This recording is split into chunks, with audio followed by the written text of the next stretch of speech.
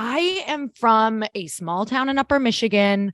I was born in or I was raised in a bit more of a restrictive religion. And I'm telling you this because my very small town and my small social circle got even smaller because I was only able to associate with people inside of that religion. And so for different ways of learning, what ended up happening is through high school, because most of the people in my church were also homeschooled, I ended up homeschooling. Well, I was self-teaching myself. I did not have teachers. Therefore, I did not learn very well. Anybody like very clear on some learning styles in school that did not work for you? Raise your hand if sitting at a desk was like real bad and made you feel real dumb. Okay, that was me. I went to school through middle school, but then in high school, I was homeschooled. And I just remember thinking, and my sister was super smart. Like she loved learning so much that for fun, she wanted to sit and tutor me. Like, how disgusting is that? She wanted to sit and math tutor me for fun. I was like, what is this girl's problem? And how am I ever going to amount to anything in the world? Like, I really believed that. So this is going to take me to the very first point of this whole thing that I just told you, is I developed at a very young age a belief that I could not learn, that I was not smart, and there was something wrong with me. I'm never going to be able to learn the things that I want. I'm never going to be able to go far. And of course, now I'm sure there's multiple things that you have learned and you've kind of figured it out, but that's what we're going to unravel just in the beginning part of this. So I have to tell you, when Brendan literally, okay, this is my first time teaching in GrowthDay, right? Like this is a huge honor and a really great, amazing, big responsibility. And they're like, okay, your topic is how to learn faster.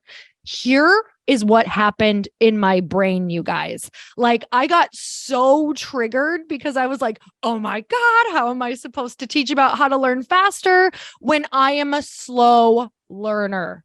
Who's with me? Raise your hand. I was like, oh my God, this is hilarious that this is the first topic because this was my story and it brought up all my old stuff, right? Even though I've done so many things since then that like I can look back on and be proud of myself. Of course, when you have these moments that are like, you get this opportunity that you've always dreamed of, all your stuff is going to be triggered, right? So when you guys get these opportunities, or if you've had them, you know that it's going to be really confronting and you kind of have to actually apply the work that you're learning on GrowthDay. So for me, I was like, okay, Lori, it's time to apply the work and know that you can learn anything if you have the right structure and framework. So that takes me to my number one, which is, what do you believe to be true about yourself around learning? So if you're taking notes or if you're listening to this later, if you have pen and paper, write down really quick, what is my story around me and learning? What is my story around me and learning? Like, is it I'm a slow learner or I'm not smart enough? Like, what is that thing that comes up for you around learning?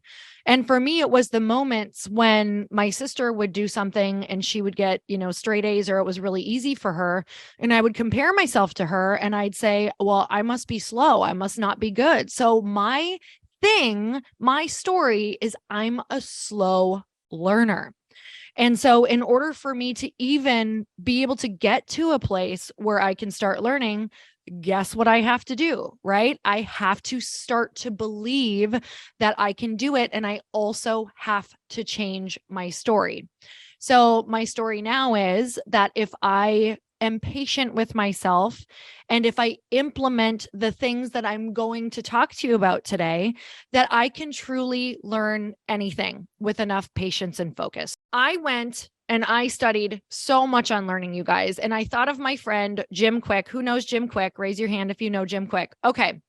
This man literally gave me a breakthrough. I had the opportunity about 7 years ago to be in a mastermind with him. I was actually in Lewis Howe's mastermind with Jim Quick. And he really opened my eyes to showing me the different ways that our memory actually works. Because if we think about learning, it's not just about learning, it's about retaining, right? Because we can all find any information anywhere. Am I correct? We can all find any information anywhere. And we have constant information coming at us, whether it's me talking to you today, or whether it's Google, or whether it's books that you're reading.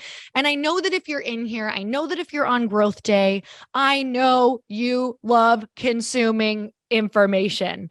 But the thing about consuming information is if we don't do a few things with it, if we don't actually integrate and learn how to retain it, it's almost like overconsumption, right? And overconsumption without being able to know how to retain it and use it out in the world, it almost just turns into constipation, right? It's just like so much information that you're just overwhelmed with it and you're not doing anything with it. So I kind of started looking at this topic as, how do we actually retain the things that we want to retain faster? Does that make sense? So it's not just about learning all the things and learning how to learn faster, but it's getting really focused on exactly what we want to learn and how to retain it. Okay. So Jim Quick says there are no bad memories, right? There are no bad memories. There are no bad learners. There's just untrained brains. And then I thought there's just lack of motivation as well. So we were in the mastermind with them and we were talking about remembering names, because who else has the story that I do? When you go and you meet 60 to 70 people all in one room, I'm like, oh crap, I'm not going to remember any of these people's names. Like, I literally just met that person and I don't remember. And I have a panic attack, right? Who's got a partner there where you're like, okay, before you go into an event, you do that thing where you're like, if you see me and I say hi to someone and I don't say their name, your job is to introduce yourself and get their name so that I know the name, right? We all know that setup, like, because my story is I'm bad with names. So Jim Quick went on to say in this mastermind, he was like, look, if you just met a person, right? If you just met me, and I said, hi, my name is Lori Harder. And we just kind of talk about random stuff. Like maybe we're like, gosh, I wonder what's for lunch today at this event. And then we go off and we go on our way and you're like, crap, I forgot her name. But if I said, hi, I'm Lori Harder, if you can remember my name tomorrow morning, when I see you again, I'm going to give you $1 million. How many of you would remember my name? Raise your hand if you would remember my name. Okay. You would remember because you all of a sudden just got motivated, where before there was no motivation or reason to even remember, right? So one of the first things that I learned was you have to be motivated or find that motivation. And of course, we're not going to be motivated to remember everyone's name or remember all the things, but that is going to be one of the factors that we talk about.